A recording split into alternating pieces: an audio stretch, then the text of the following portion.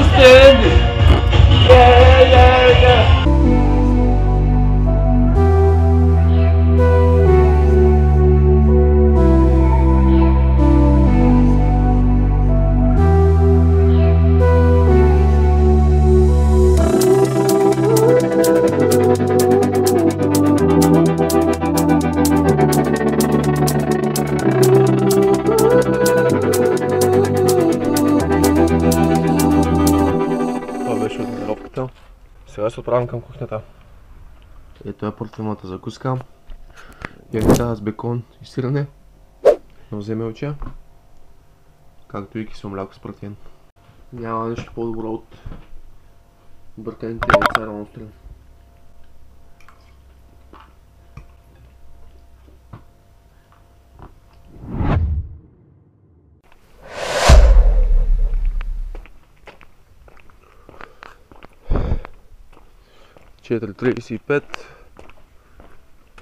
Днеска е ден 14. Днеска е последния ден от спасение. Като 13-14 ден ги обединявам в един клип. Тъй, че от вчера нямам толкова много кадри. Пък и нямаше какво толкова много да покажа. След 2 седмици стане в 4 часа.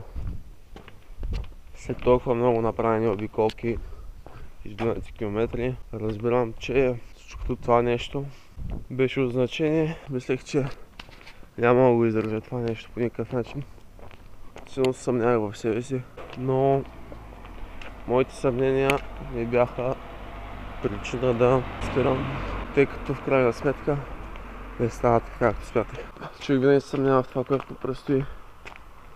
Човек винаги го е страх от бъдещето, но захващайки се за това нещо, знаех, че нещата ще се променят много скоро. Като спасение не е само това физическо натоварване, ами по-скоро майндсета. Най-вече да пречистиш съзнанието си и да си спокоен.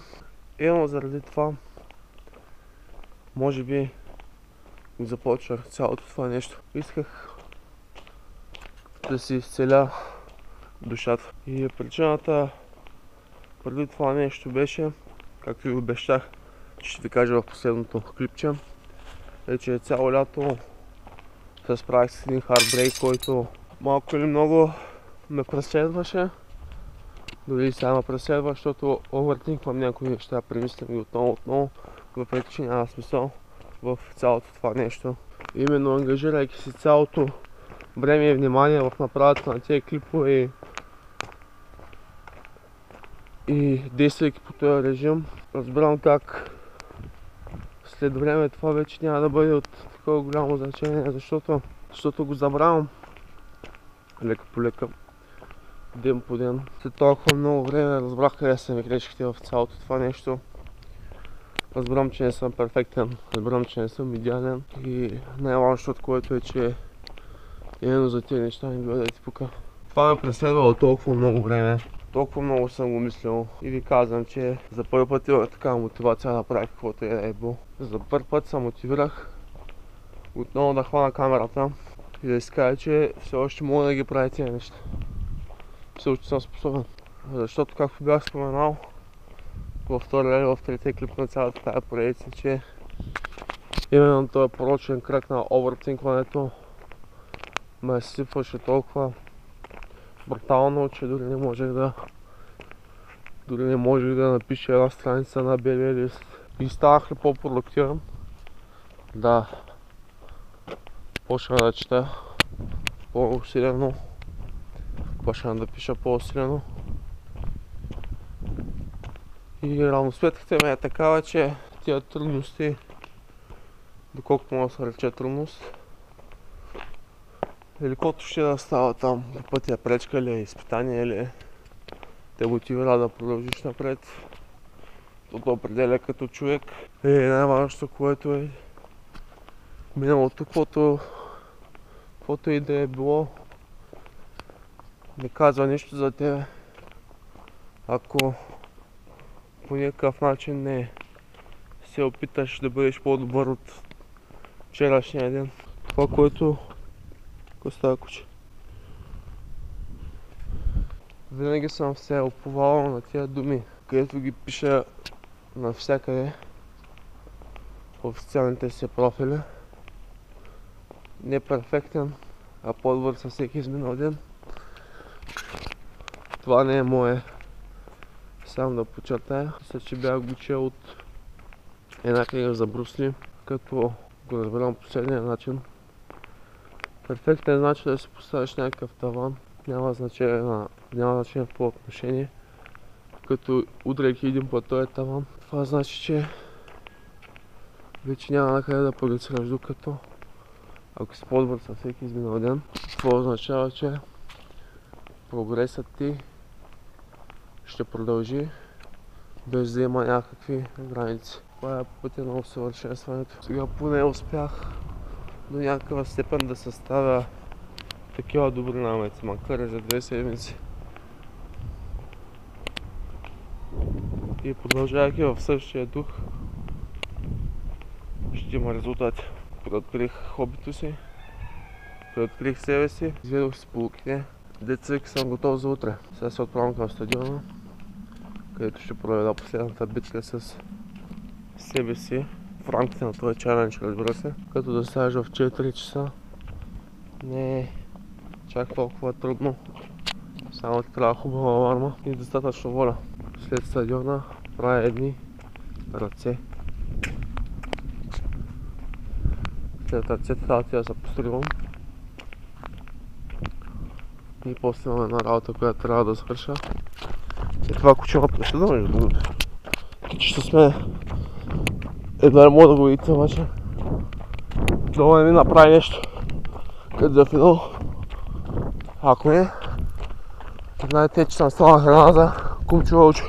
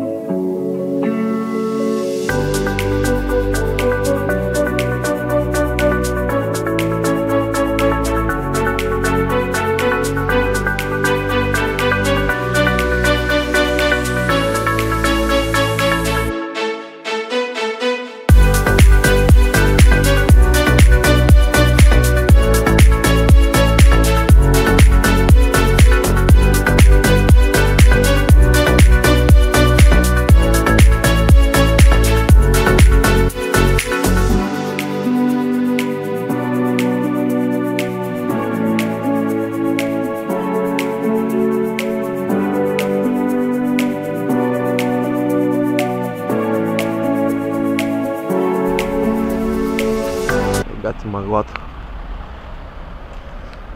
Сега ще да ви кажа, че отивам към кухнята, обаче отивам към брасаря. Съм заприличал на някой поп от семинарията. Така както виждате, нито съм си оправил враната, нито косата, понеже изглежда днеска е международен ден на брасарите и почиват, което е знак от Бога, че може би наистина трябва да запиша в семинарията, но преди това трябва да издам 5 рап албума, да статуирам целия и чак тогава сигурно ще ме приемат там. Не знам, но това е послание, пратено ми отгоре, което трябва да следвам. И така, ще ходим небръснати и непостреляни. Това е. Като не бил късмета днеска. Закуската за днеска сиромашко щастие, парче питка с пилешка пържола, както и цяла тала с черномати и малко развалени смокини. Това е идеалният старт на деня. Скъпи приятели, залата е натоварен. Дано тия 75 коня ми помогнат да изкача този вайн. 75 коня, но се чувства като 65. Зърнарчията е човек, който мисли за другите, осигурявайки необходимите зелени домати, снимай зелените домати, сливи, курус и какво ли още не. Това е толкова благородна работа, но преди всичко трябва да бъдеш отговорен гражданин. Иначе нещата няма да се получат. Опа. Така мина цялото лято.